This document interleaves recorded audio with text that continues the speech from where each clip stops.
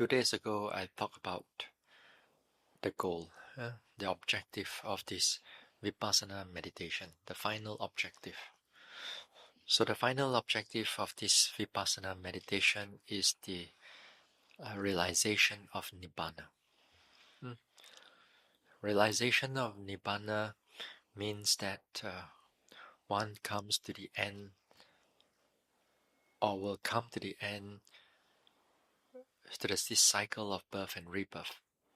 In other words, there will be the rebirth will not occur anymore when it comes to the last life. So, in other words, that's the only way that we can get out of this cycle of birth and rebirth. So if we know how to hold on, to keep that objective clear, to keep that goal clear to us, then when it comes to this practice, you have the power, you have the motivation to go forward, especially when the times and challenges arises in the practice. What sort of challenges? Old age is one challenge, right? Big challenge as you grow older. During the interview, a lot of you, are trying. But when it comes to, as we grow older, you see that the difficulties of practice arises.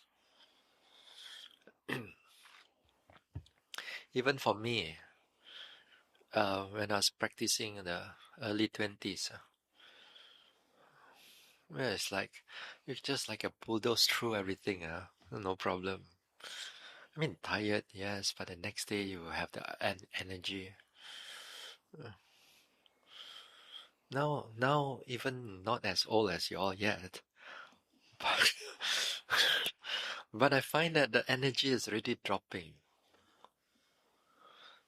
You don't have all the push, but you're more wiser.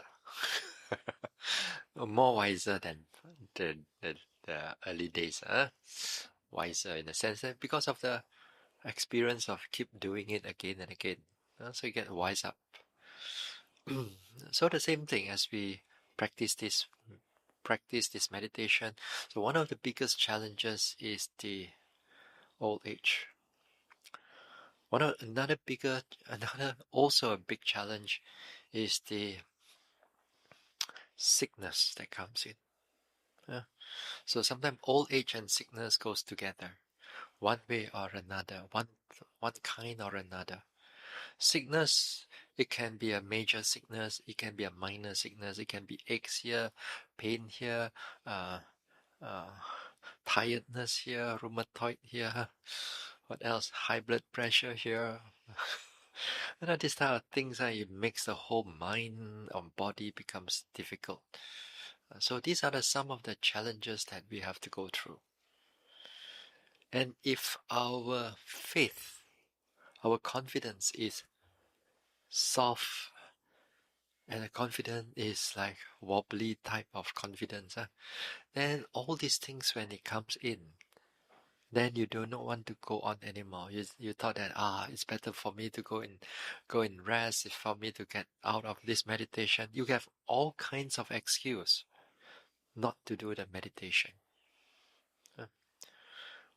Of course, there will be once in a while there will be life-threatening one. We understood that. That one perhaps you need to stop. But there are times it is not as big as you think, but our mind expand it, embellish it until our doubts all arises. So if our goal is not clear, if the goal of this vipassana is not clear, then when these things arises, it's very easy for us to stop the meditation. Very easy. What more? There will be like duties, family duties, for example. there will be certain responsibility. Or maybe if you are younger, you may have a career, you may have a job for you to think about. Uh, Even though for you all to come here, for those especially who are working, to come here to take a 2 weeks leave, more or less your leave for the whole year is up, finished. Maybe, yeah. So, it's all these are challenges. Hmm? If you want to have all the time to meditate, then join me. Be a monk or be a nun. I give you the ropes and the shaving blade.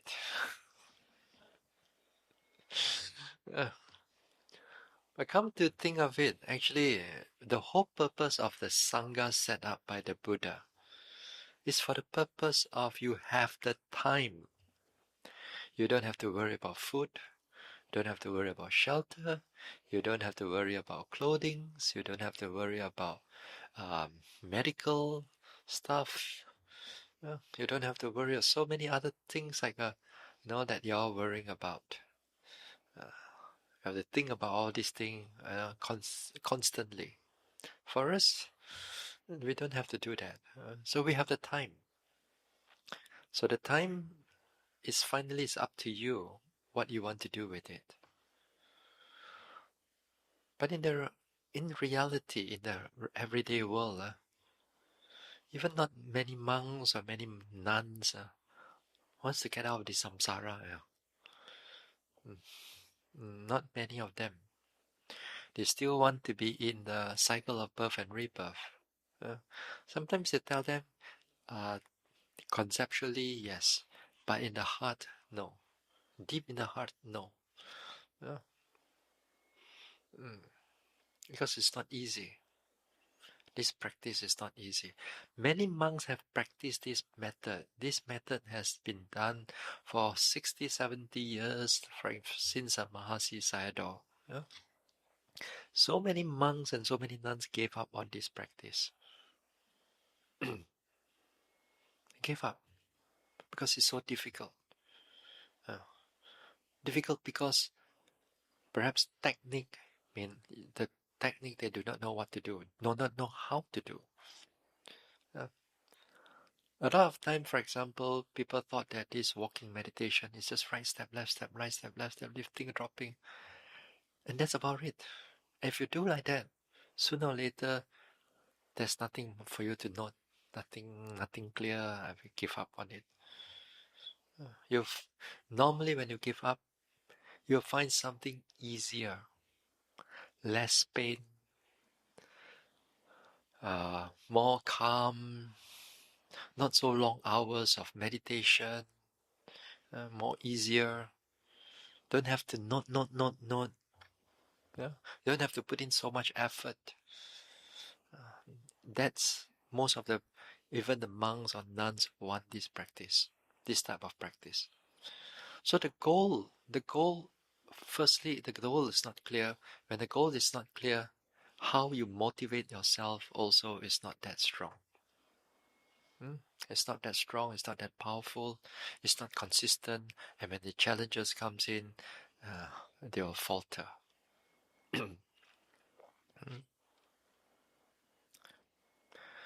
Also, I talk about other worldly goals. Most of the time where yogis or even monks or nuns, they are practicing, to a lot of them, they want that worldly goal rather than the final goal. So the worldly goal here, it can be like, if those who are practicing, they like all kinds of spiritual powers, psychic power, mind reading, creating, disappearing, these type of things that's mentioned in the Buddhist text. Or they have or sometimes they have for nowadays also, they use this meditation in order to de-stress themselves, in order to overcome certain diseases, certain illness, and and a lot of things. Nowadays, especially when you're out there, make sure we are not too distracted by the worldly ways of meditation. They're very popular right now. Very popular, even among the Buddhists, among devotees, even among sometimes practitioners. They talk about these things, they praise this way of mindfulness in order to bring this mindfulness to the worldly for everyday happiness, all kinds of happiness. Not to say that it's bad. I'm not saying that it's bad, but I'm saying that you must learn how to differentiate them. There are worldly goals for it, and there are noble goals. When people, for example, even like sometimes, not all the time, I tell everybody, "Hey, nibbana, huh? Nibbana." They weren't able to get it. Not many people will get it, all these things. Even I sit here, I talk to some of you, a lot of you are just a lot of question mark in the face. May not be that yet, but sometimes worldly goals, we tell them too, that yes, some of this meditation will reach there, will have some happiness in our worldly everyday life. Because they are not ready for all the nibbana thing. They don't want to hear all those things. But it's better to have mindfulness than no mindfulness. At least the mind has that some degree of mindfulness there. It's better actually for themselves, for the people around them, for the world. They become less violent. People become more clearer, more gentle, more happier. That's good. So this you have to keep in mind. It comes with understanding of the teachings of the Buddha in terms of the theory or the intellectual theory. That means, in other words, you have to learn, read about the teachings of the Buddha, and to keep the goal clear or right in front of you. Now, tonight, I want to talk about something. I want to go into a little bit more detail on some of the things that you are doing, especially in the meditation, especially in the walking meditation, or even in the sitting meditation. Now, in theory, and also in practice. Now, in theory,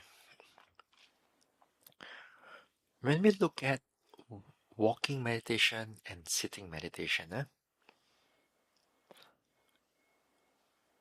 we can divide the objects into what we call a primary object and a secondary objects. Primary objects and secondary objects. So too in the sitting meditation, there are primary objects and secondary objects. It's good for us, especially for beginners, to understand this. What is primary object and what is secondary objects? In Vipassana, we have multitude of objects, many objects. In Samatha meditation, there's only one primary object, there's no secondary object. Okay, you only take up one object. That's why, as I said, a lot of us, when we come from a Samatha background, and you try to adopt that Samatha into Vipassana, then you can go wrong. Because you only think that, every meditation has only one object only. No. As I said, that is not the way of how Vipassana is developed. Even the Buddha says that there are 4 foundations of mindfulness. Generally, there are 4 different types of object. Or groups of objects, 4 different groups of objects. So, when you say primary and secondary objects, they are all equally important. They are all equally important whenever they are predominant. Whenever they are predominant. Other words, let's say if now the primary object is the obvious one, then you don't have to bother about the secondary object. You leave it at the background. If the secondary object becomes the obvious one, becomes the predominant one, then the secondary object, you don't worry about it, you put it at the background. Okay? The principle is this. That means whenever they are prominent, they are the most important one. And you have to keep that in mind, that principle. Walking meditation. What is the primary object and what is the secondary objects? The primary object is your movement of your leg. Movement here means your right step, left step, first phase, lifting, dropping, two phase, lifting, pushing, dropping, three phase. But there are also in other texts, in sometimes other teachers also, they teach you there are four phase. Lifting, pushing, threading, stepping, touching, five phase already. Then after you got six phase, you got seven phase, eight phase, nine phase, how many? What? But it's not about how many phases that you go. Yeah? The phases here, again, they are all concept. Yeah? The phases is actually what you think it is. But what is important is that how much you pay attention to the movement. That is the most important thing. Not how many phases that you go. But slower the better. So even the Mahasi Sayadaw, the one that developed this technique, it says you do three phases is enough actually. Yeah. Now, go back to the primary again. So the primary here, we talk a lot about it during various days. They talk about there are right step, left step, lifting, dropping, lifting, pushing, dropping. In order for you to notice them clearer, sometimes you notice in the walking, in the pressing, hard, soft, maybe the movement itself you can notice. Then when it's like lifting, pushing, touching, you find that there's a pulling here, pressing there. Everything is like happening around the feet area. Okay? That is all what we call the primary objects, or the primary object. Here is objects, but it all occur below your ankle. Below the ankle, and all the movements and all the pressure and all the tightness and all the vibration, whatever is happening there, that's called within the primary object of the walking meditation. Okay? That one, you have been doing it day in, day out, day in, day out. And also by now, also maybe I think you get bored also. Same thing, lift, walk up, walk down, same thing. Yeah. Now, also important, as I said, that you also have to notice the secondary objects of the walking meditation. Yeah? The secondary objects. Secondary objects here is all the object that is above the ankle. Above the ankle all the way to the head. Including your hands, your hips, your buttock, your legs, your knees, all these things. All the upper part of the body. Those two you can use as your object of your meditation.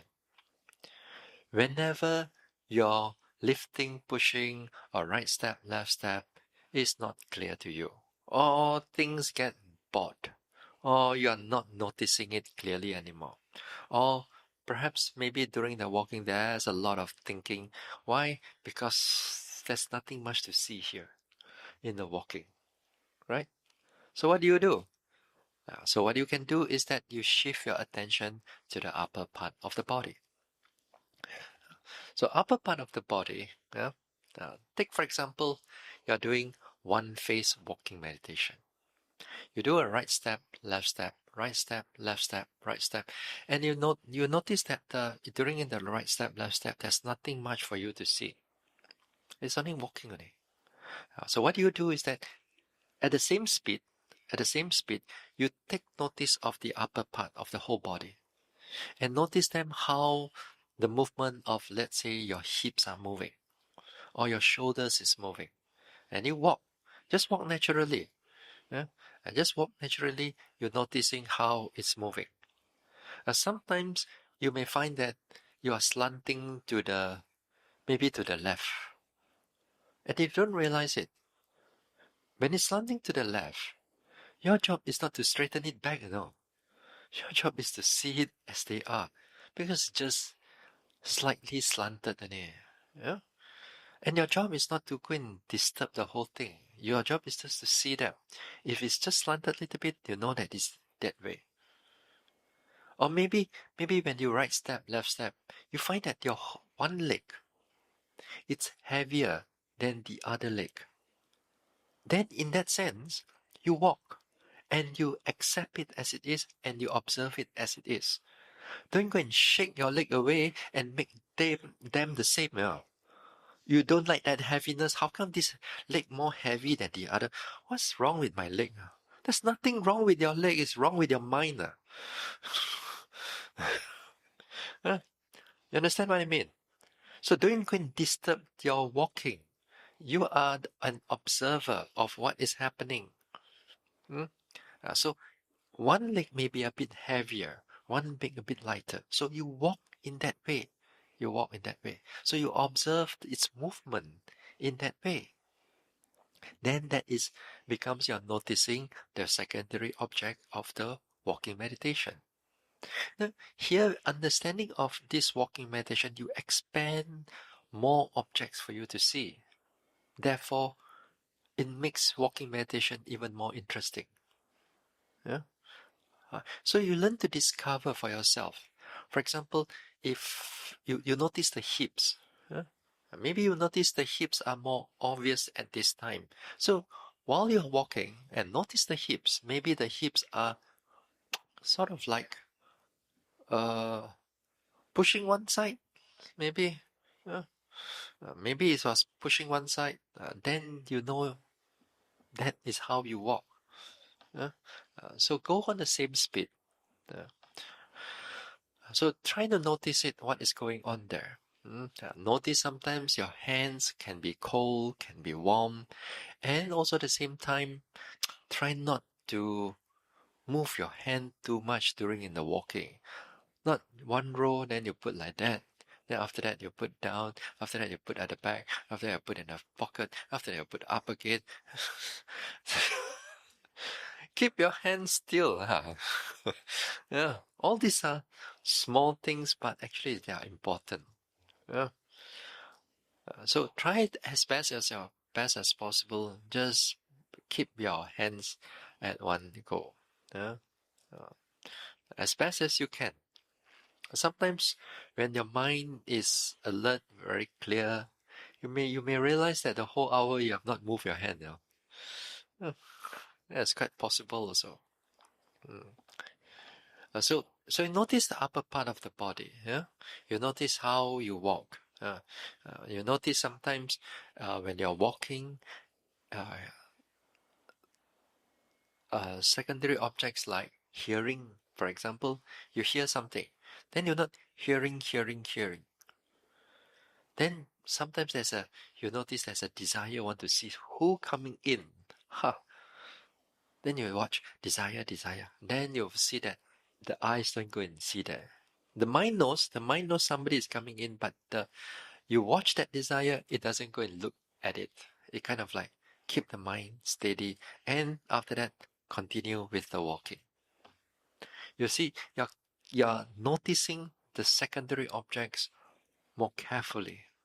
Yeah, you are catching hold of that secondary objects more clearly for you to see. If not, our habit is some noise. What do? Somebody come in, then we'll take a look at them. Uh, we'll take a look at them. All these things, small things, but it sort of it breaks your continuity of that mindfulness. So you got to be careful. Just take note of what is going. Just take note of those seeing also the secondary objects or the hearing too. Yeah. Uh, what about thinking? Well, what about thinking that comes in? Thoughts that's coming in. Uh, you see, sometimes when you're walking, you right step, left step, right step, or lifting, pushing, suddenly you want to fall. All right. Why? Because one of the main reasons is the thoughts that come in somewhere in the middle, right? That you sort of like you fall off.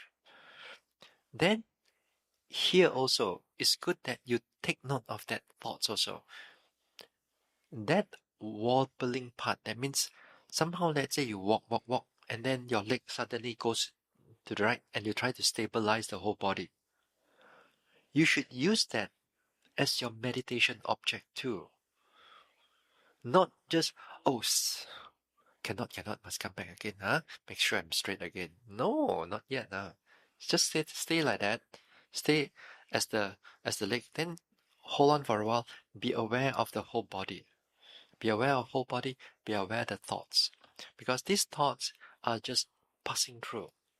If passing through is gone, your whole body is stable again. And then from there, be mindful, be alert. Then make an intention. Continue lifting, pushing, dropping. Then there's no like breaking that mindfulness. There's always the mindfulness remains in its continuity.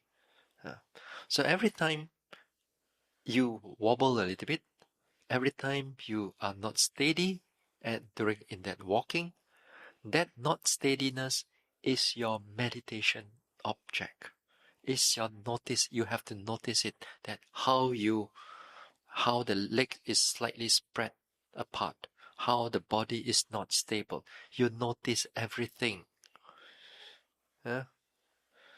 You all do that? No, you all don't do that. You all will just, okay, let's start again. Okay, let's start fresh. Lifting, pushing, dropping. Yeah, of course, that also can do. Yeah? I'm not saying, but there are better way. The better way is that a lot of us, we wobble. Sometimes I walk also, I wobble. Not that I don't. It's sometimes that you walk, then suddenly the thoughts just passing through, the whole body becomes imbalanced, the leg become imbalanced. But we take note of that imbalance of that leg. We pay attention to it, how it imbalance, then after that we continue again as the thoughts pass through. Now after a number of days here, sometimes when you're walking, lifting, pushing, dropping, and there will be thoughts that's coming in and it stays quite long. It doesn't come in and not all the time it comes and then it passes, it comes and passes. Sometimes it comes, it stays, and it goes repeat again and again and again. Now, if you know this type of thoughts, occurring, then you should stop. You stop for a while. Then this time you take note of this secondary object of thinking. Planning, thinking. Then noticing, or restless. Then after that, if they all disappear, as I said, don't go into the story. You come back to the body again, then continue with the lifting, pushing, dropping. Huh? Mm.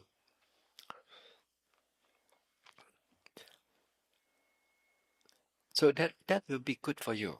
Take note of the thoughts also, because now you begin to incorporate the thinking. Slowly you incorporate the thinking into the process of your walking meditation, the secondary objects. In the beginning of the practice, in the first few days, we try not to do that because mindfulness is not that continuous, not that strong. But maybe after a number of days, our mind tends to become more clear, to becomes clearer, to becomes more continuous. In that sense, the mindfulness become continuous. Then it'd be good that to take note of the thoughts too. Yeah? Uh, so that's good. Yeah. So you notice the secondary objects, the movement of the body, the upper part of the body. Then after some time, you will find that the sensation of the lifting, pushing, dropping, or the right step, left step becomes clear again. What you should do? What you should do? Then go back to the primary object because they are obvious again. Huh? They come back to this one. Then after that you are walking and things are not clear. Then go back. Then go to the secondary objects again. Other words, your noting mind has to be flexible. Has to be flexible. Has to be constantly looking for some clear objects for you to notice.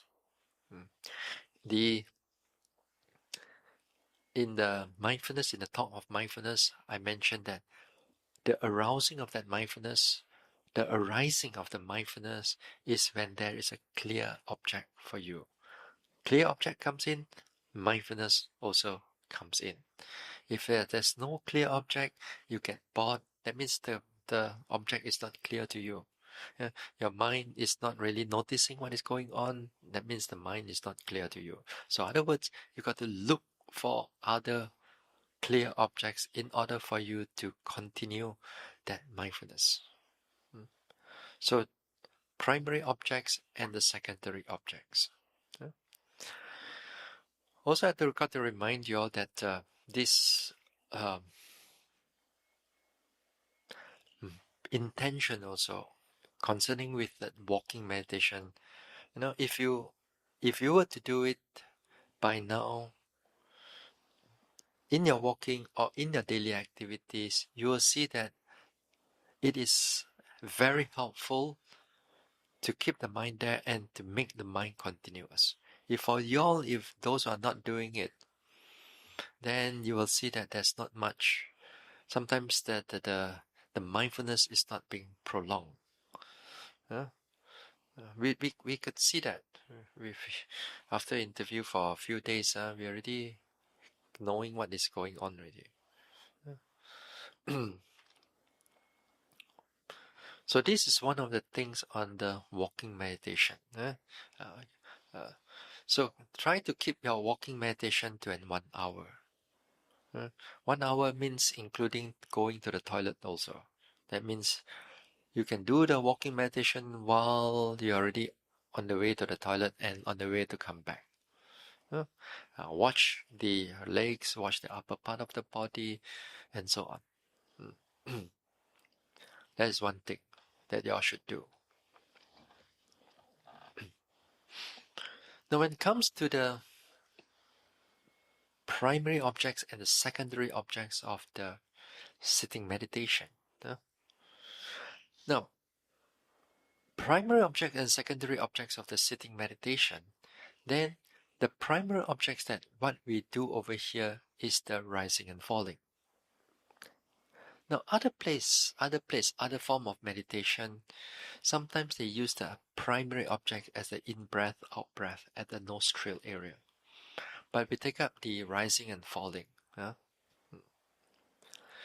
Now, between this nostril object, at the in-breath, out-breath at the nostril, and at the tummy over here, at the abdomen over here, there are so all the years I've seen, there are some advantage and disadvantage between these two. One of the advantages of this in-breath, out-breath is that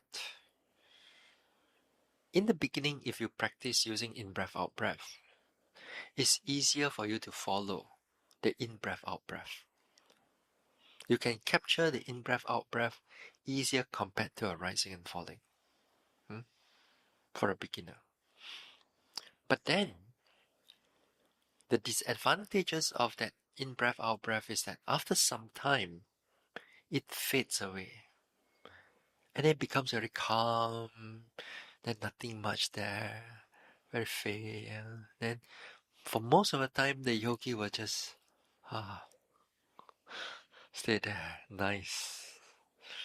That is one of the disadvantage of the in-breath, out-breath. It stays there, it kind of like, by nature, it becomes subtle. It becomes subtle, it becomes faint, and then if the yogi is the mindfulness is not strong, it cannot able to see the changes that is happening in the in-breath and out-breath. You cannot see whether it's fast, whether it's long, whether it's one side is longer, or the other side is shorter, one side is warmer, the other side is cooler, one is faster, one is slower. There are variation in the in-breath, out-breath too. So in the beginning part, it is good to see, but after some time, very difficult to tell the yogi to come out from it because they like that calmness, that blissfulness. So this is the disadvantage of that thing. Because again, because due to its calmness, also that calmness, that by nature it's calming, the in-breath, out-breath, that is helpful in the sense that it can calm the restless mind. It calms the restless mind better in a sense, but for the beginning part of it. So it has that advantage of that thing, but the problem is does not sustain long. It's hard for it to sustain, hard for yogis to sustain the in-breath, out-breath long, unless they do the walking meditation thoroughly. Now, come to the rising, falling as a primary object. Rising and falling as a primary object, then it's kind of like opposite of the breath, the in-breath, out-breath. Sometimes when you're reporting, you got to define it exactly. Sometimes people like to use breath with the tummy, whereas in the practice, breath is breath, tummy is tummy, the rising and falling is the abdomen, rising and falling abdomen, or the stomach here. That's not the same as breath. But physiologically, we thought that all is connected. Just to remind you all, the air doesn't go to the stomach, The air only reach the lungs. You go to the stomach, you die already. It's only a contraction of a movement in the stomach. There's a muscle here, but there's no air. But why do we call it air element? Air element because it's movement, not air. It's movement. Its movement equates to air element in the Buddhist understanding, in the Buddhist tradition. Movement. So movement is in the breath, is movement. Is rising and falling is movement. Lifting, pushing, dropping is movement. That is called air element. But we don't, usually I don't want to use the word air element. I want to use the word exactly. Yeah. So don't come into the interview room, Bhante, I notice my air element. What are you noticing? Which one are you talking about? You got to be define it carefully. Either you're noticing the breath, or you're noticing your rising and falling, or you're noticing your movement. Something is moving.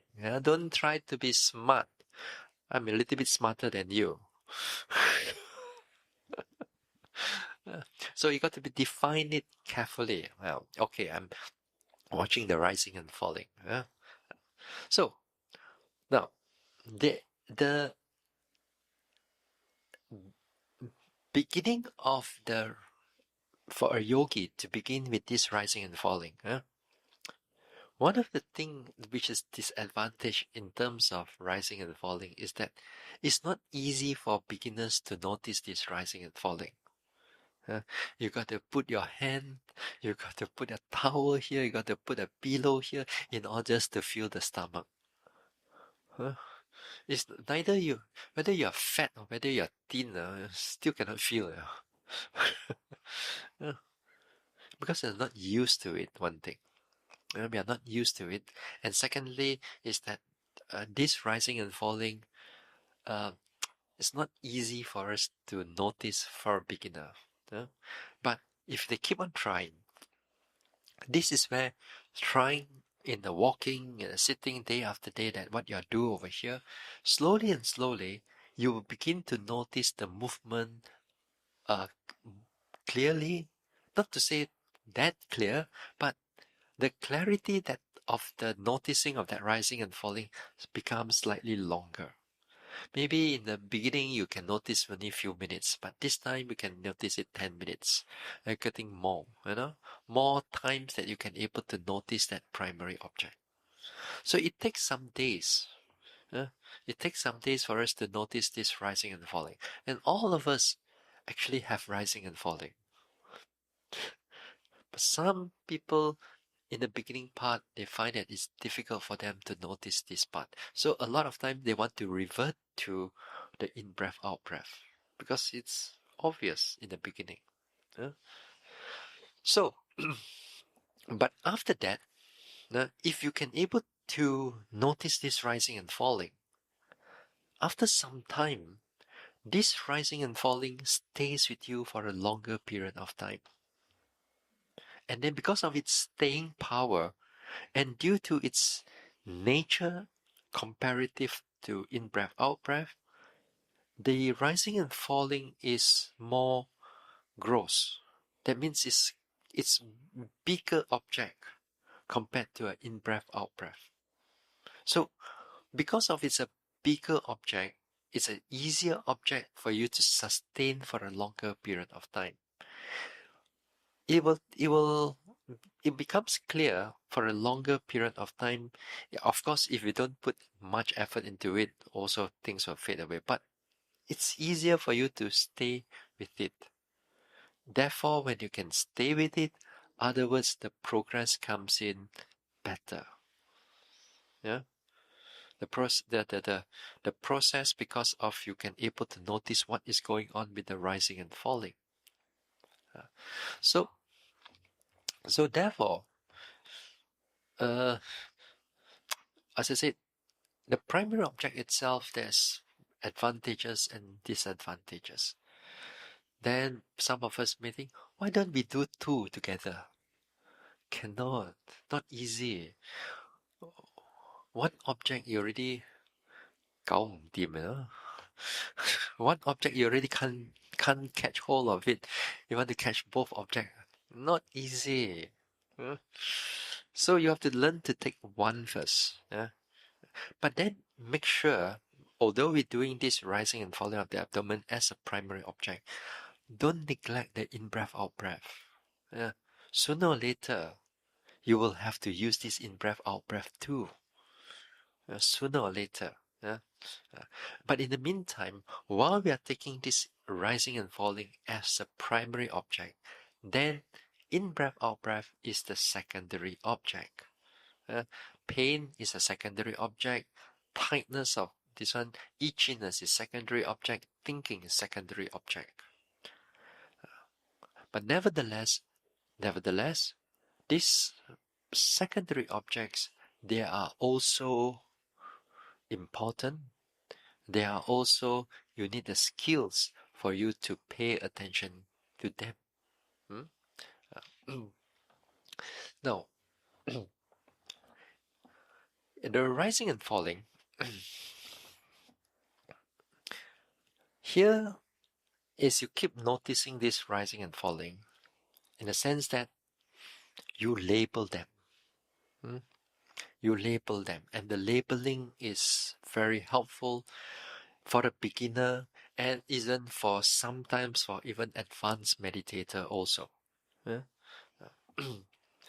In the beginning part, we use this labeling to keep directing the mind onto the rising and falling.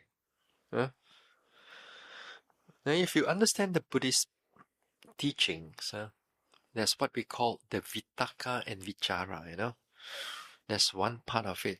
This has to do with your labeling process and how you direct the mind onto the object. But I'm not going to go into this thing too much.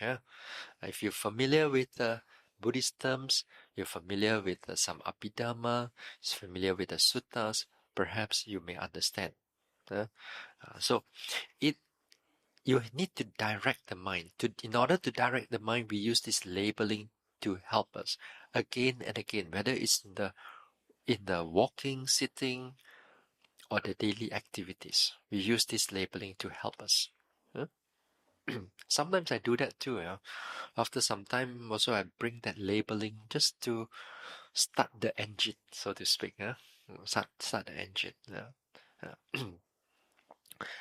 But after some time, this labeling itself are still concept. They are construct of the mind. I mean, the labeling, you can use English or you can use Mandarin. You can use Sri Lankan, you can use whatever word you want to use.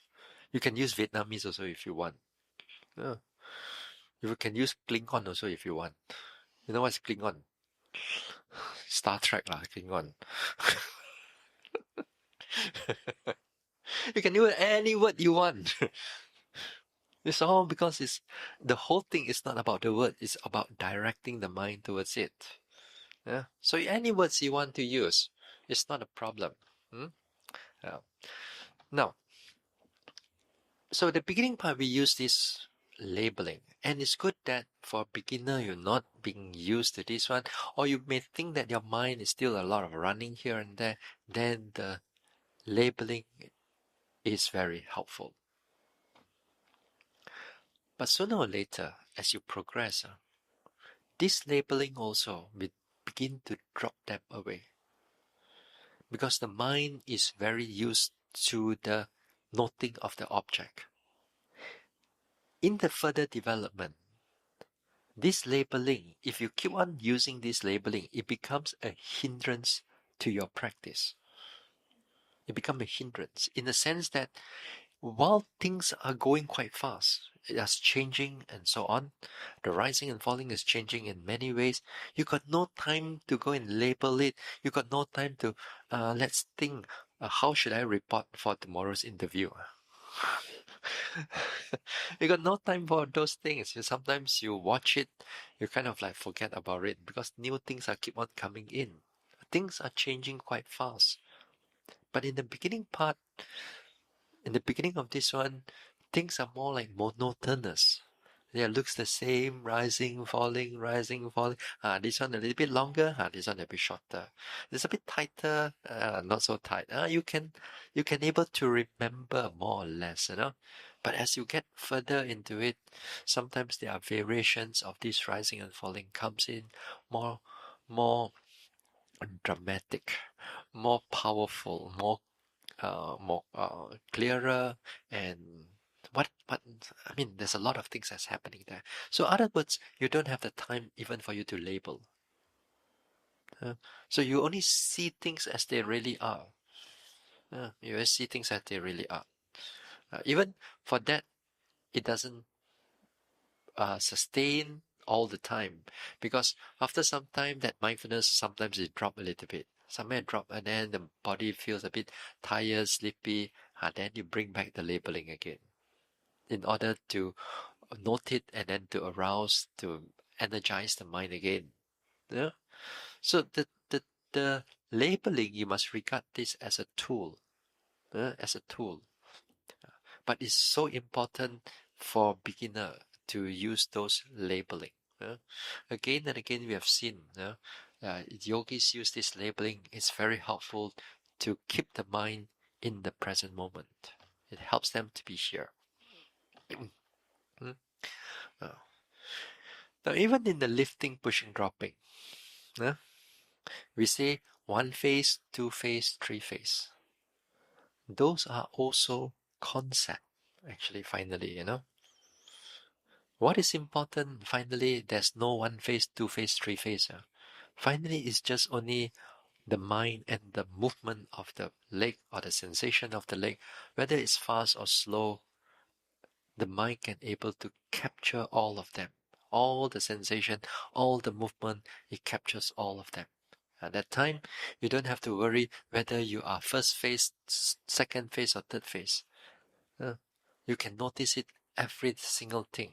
So that's why in the earlier part, I said sometimes people talk about 5 phases, 6 phase, 7 phase, 10 phase, 20 phases. As I said, you only want to remember the words only. 20 phases, you tell me which is the first one, which is the second one, which is the third one. I met one time, I met one Mahayana monk back in Malaysia in Penang. We were somehow on the same airport, waiting for our flight. So we see monk, then say hello. So where are you going? I say I'm going to teach Vipassana meditation. Oh, Vipassana meditation. So how many steps of walking did you teach them? I say usually I teach them 3 phases only. 3 phases only. When I do 10 phases. Yeah, they say 10 phases. So he tried to tell me what are the 10 phases. Okay, then lifting, pushing, threading. Then he forgot really what are the name of the. Then what else? He start thinking. Then he cannot remember. So too, when you do this, you're more interested in the names of the phases rather than the observing what is going on. They thought that they do 10 phases, they are better than everybody else. They forget that the phase is just what you think only. But in the beginning part, we need to tell you exactly how to do it. But when you go further into it, deeper into it, we drop whether it's one phase, two phase, we only see things as they really are. And then you truly, that time, the mind is not distracted, you know exactly what is going on. So this is this is why the labeling, it's helpful in the beginning, but sooner or later, as you progress further, you need to slowly drop them. But not for now yet, Yeah? Don't be too do you think you're a hero? You want to drop everything? No, not yet. You see that the mind is thinking so much, then don't do that yet, especially for the beginners. So the labeling is so important for whether it's primary object or the secondary object. Now, when you take note of these secondary objects, like pain or sensation, pressure, and so on, the same principle is that you label it and at the same time you notice what is going on.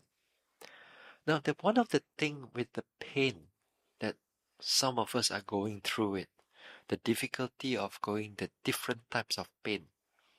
Now, when we deal with this pain, when we want to deal with this pain, firstly, make sure that you have done your walking meditation thoroughly. How much you can withstand and tolerate that pain is very much to do with how much you do with your third phase walking meditation, your slowest phase walking meditation, especially. If we could that right now, the next day or then tomorrow or day for this one, you try to do your third phase a little bit longer, maybe up to 30 minutes or even up to 40 minutes, if your body can take it. If you cannot, reverse it back to two phase. Yeah? If you can, sustain it for 30-40 minutes. Yeah? That will be good for you. And then when you can do that, you find that you can tolerate the pain longer. Tolerating the pain is one thing, but again, what is more important is the observation of the pain itself. But observation without toleration also you cannot observe, isn't it? You need to be there with the pain without the mind goes into a lot of thinking, a lot of unpleasantness that's come in, the irritation, the anger that comes in. If all this restless mind, irritation comes in, your mind will not, that means you're not able to tolerate the pain anymore. Yeah?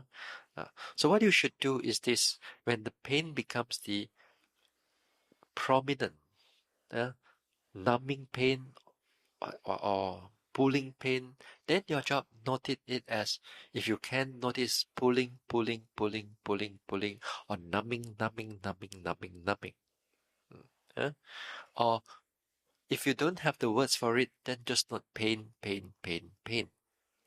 Or at the same time, you learn to be patient with it, noticing it, and at the same time, you observe how is the pain is like.